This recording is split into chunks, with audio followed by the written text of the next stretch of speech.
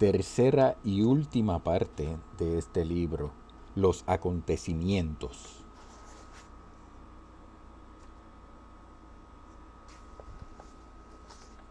Capítulo 17. Los últimos días.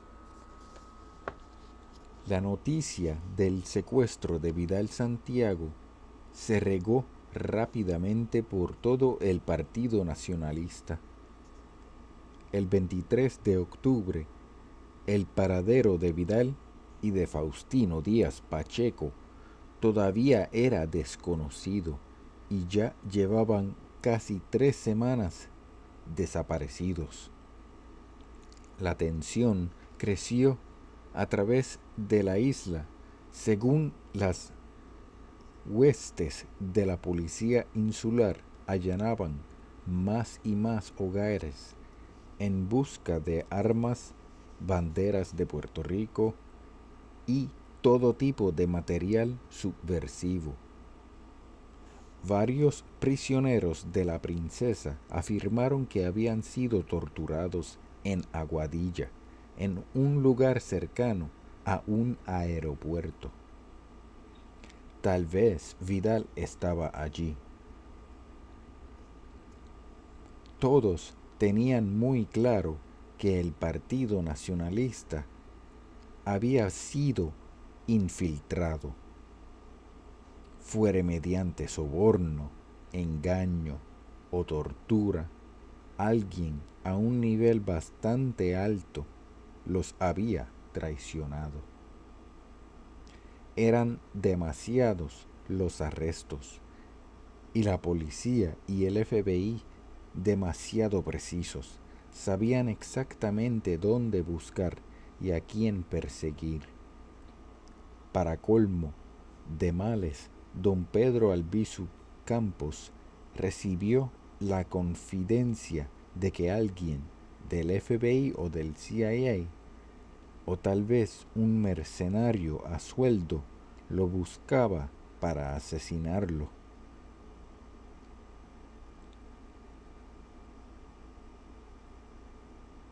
Para justificar todo esto, el gobernador Luis Muñoz Marín acusó a Albizu y a los nacionalistas de ser comunistas fascistas, subversivos y gánsteres políticos. J. Edgar Hoover estaba furioso. Como director del FBI, se suponía que le tocaba a él controlar la expansión del comunismo en Estados Unidos, y ahí estaba el gobernador Muñoz Marín quejándose de los comunistas en Puerto Rico.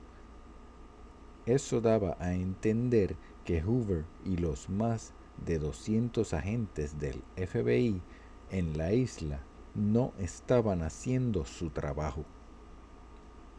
Cuanto más lo pensaba, más le echaba Hoover la culpa de todo a Muñoz Marín. Según él, Muñoz era un desastre fumando opio y bebiendo ron, mientras los nacionalistas compraban armas, ondeaban banderas y celebraban mítines por toda la isla. ¿Para qué servía entonces un gobernador que no podía mantener a su propia gente bajo control? El adicto quiere tener su república bananera, pero con aire acondicionado americano, le dijo Clyde Tolson, su ayudante especial. Entonces hizo innumerables llamadas. Arresten a alguien, hijos de puta, le gritó a Jack West. El pobre agente contestó el teléfono en la oficina del FBI en San Juan. En menos de 24 horas, el número de hombres asignados a vigilar a Albizu fue duplicado y se les emitió una orden de tolerancia cero a todos los miembros de la Policía Insular y del FBI. Los nacionalistas deberían ser perseguidos, hostigados y arrestados como nunca antes. Hoover también llamó a la base Ramey de la Fuerza Aérea con instrucciones sobre un prisionero llamado Vidal Santiago, conocido como el barbero personal de Albizu y miembro del capítulo de Santurce del Partido Nacionalista. Vidal estaba esperando el final. Podría venir esa misma noche como al día siguiente en la madrugada. De cualquier modo, vendría pronto. Después de que le inyectaron el pentotal sódico, lo habían dejado tranquilo. Pero Vidal sabía que solo era cuestión de tiempo. No habían podido romperle la resistencia. Ahora tenían que matarlo. Esa misma noche, alrededor de las 10, Rolf vino a su celda y le dijo que se preparara. Vidal se puso los calzones sucios y la camisa rota, sin decir palabra alguna. En por lo menos una docena de veces en el pasado, él se había preparado para el momento final de su vida. Pensó en su papá, pensó en don Pedro y en todos a los que había amado, y se sintió agradecido de morir fiel a su ideal y a sus compañeros de lucha. Unos soldados lo esposaron y encapucharon, lo sacaron afuera, lo metieron dentro de un automóvil negro con cristales ahumados y partieron. Rolf iba al frente, Vidal atrás, entre dos soldados. Cerró los ojos en su minúsculo y apretado espacio e intentó hablar con Dios, como lo había hecho tantas veces antes, pero no pudo concentrarse en ninguna plegaria. Era demasiada su ansiedad. Dios lo entendería. Después de casi una hora de camino, el auto se detuvo en algún punto de las montañas de la cordillera central. Un pelotón de soldados había acordonado un sector de la carretera y bloqueado el tránsito en ambas direcciones. Este tenía que ser el lugar de la ejecución, pero no. Lo que hicieron fue cambiar a Vidal de un auto a otro idéntico y proseguir la marcha. Cuando pasaron por Vega Alta, en la carretera número 2, y estaban a 20 millas de San Juan, a Vidal se le ocurrió otra posibilidad, que a lo mejor no lo iban a matar, sino a meterlo en la cárcel por el resto de su vida. Seguramente ya habían descubierto las armas en el sótano contiguo a la barbería, o tal vez Faustino Díaz Pacheco lo había delatado, pero no quería ser de él ningún mártir.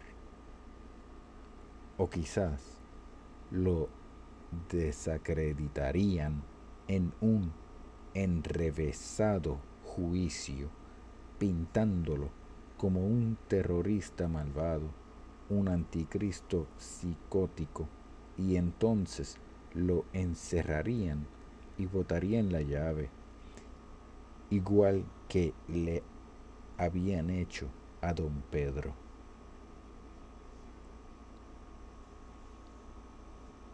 A pesar de la capucha, Vidal sabía que estaban pasando por la Peña y los Picachos Vergara. Estas eran las carreteras de más baches y curvas del área de Bayamón. Era imposible no identificarlas. El auto ya estaba a menos de 10 millas de San Juan. Vidal no estaba seguro si Rolf todavía estaba en el auto con ellos. Nadie había hablado una palabra en la pasada hora. Permanecían callados mientras el coche brincaba por los baches y giraba en las curvas. Finalmente detuvieron la marcha en un lugar que Vidal desconocía. Le arrancaron la capucha de la cabeza y abrieron la puerta del auto. Uno de los soldados le ordenó que saliera y lo lanzó a la fuerza contra el áspero suelo de la carretera. Cuando Vidal miró hacia arriba, lo que vio fue la bota de Rolf a 1 pulgada de su cara. Encogió todo su cuerpo esperando un golpe que nunca llegó. Lo que hizo Rolf fue levantarlo bruscamente y señalar a 4 coches negros marca Buick Roadmaster que estaban estacionados en las 4 esquinas de una calle urbana. Formaban una de las redes de espionaje del FBI.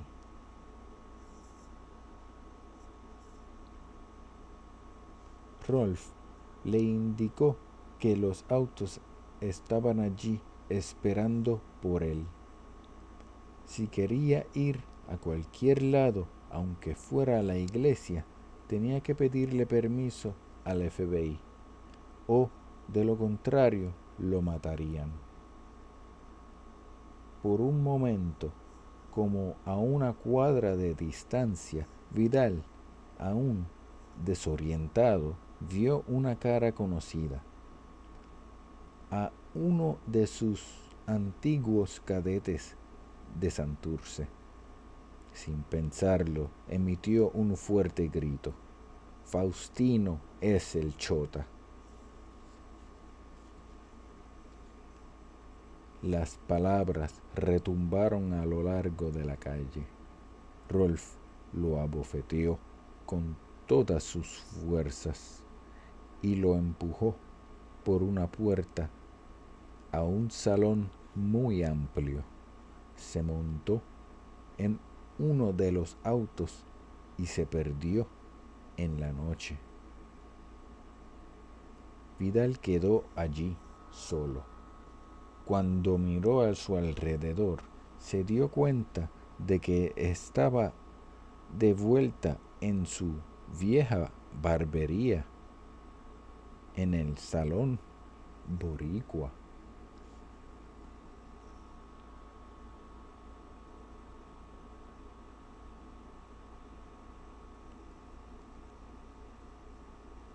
El mismo día, el 26 de octubre, Albizu Campos y otros nacionalistas viajaron al pueblo de Fajardo para conmemorar el nacimiento del general Antonio Valero de Bernabé, el héroe independentista del siglo XIX.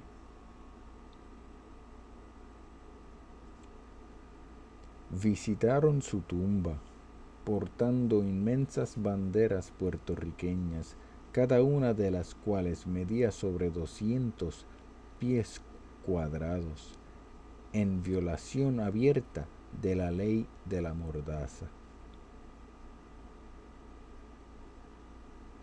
El FBI y la policía insular rodearon el cementerio, pero no arrestaron a Albizu por las banderas.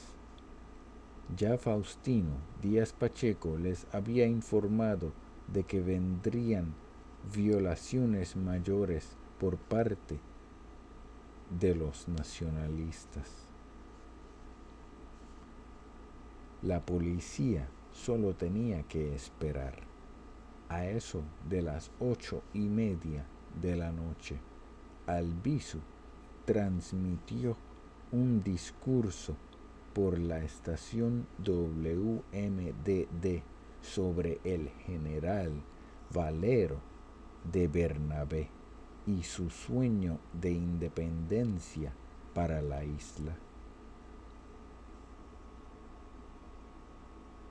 Durante la cena que celebraron después del discurso, un joven nacionalista entró al restaurante y le dijo a don Pedro que Vidal Santiago estaba de vuelta en el Salón Boricua, rodeado de un tropel de agentes del FBI.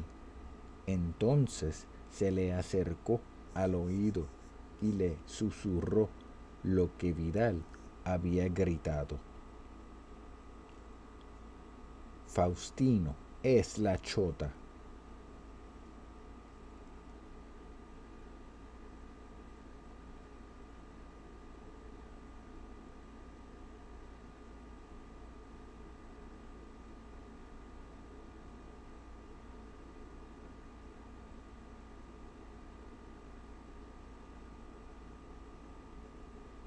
Albizu asintió lentamente con la cabeza.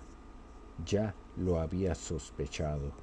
Faustino había desaparecido por completo. Solo 3 personas en toda la isla sabían dónde estaban las armas, cuál era el itinerario y la estrategia de toda la revolución y la identidad de sus líderes: Albizu, el comandante Raimundo Díaz Pacheco y su hermano Faustino. Albizu vio por la ventana del restaurante 3 coches de la policía insular aparcados afuera. Le comentó a sus compañeros: nos podrían matar aquí mismo si pudieran salirse con la suya. Era ahora hermano contra hermano en Puerto Rico. Albizu nunca guiaba, siempre lo conducía un compañero. Después de la cena, regresaron a San Juan en una caravana de 6 automóviles. El que llevaba a Albizu 2 autos llenos de nacionalistas y los 3 de la policía. A la salida del pueblo, los autos de la policía intentaron repetidamente forzar el coche de Albizu a la cuneta del borde de la carretera, pero los autos de los nacionalistas lo lograron evitar. Finalmente, después de muchas maniobras, don Pedro llegó sano y salvo a su casa. Los otros 2 vehículos, sin embargo, no tuvieron tanta suerte. A las 3:10 de la madrugada, el sargento Astol Calero arrinconó uno de ellos en la avenida Juan Ponce de León, cerca del caño de Martín Peña. Le abrió la maletera y allí encontró 2 pistolas de calibre 37, 5 cócteles Molotov y una metralleta Thompson. A las 3:15, los oficiales Elmo Cabán y Vicente Colón recibieron una llamada por radio en el cuartel de Santurce. Traigan una camioneta, rápido, les gritó el sargento Calero. A las 3:30 llegó la camioneta y Antonio Moya Vélez fue arrestado. A las 4, el segundo auto de los nacionalistas fue detenido cerca de la calle Guayama en Atorrey. Los oficiales encontraron cócteles Molotov en la maletera. Rafael Burgos Fuentes, Eduardo López Vázquez y José Mejías Flores fueron arrestados. Y así comenzó todo. Cuando despertó a la mañana siguiente, don Pedro se enteró de los arrestos. Y si no hacía algo pronto, él también sería arrestado. Al cabo de unos días, y si no horas.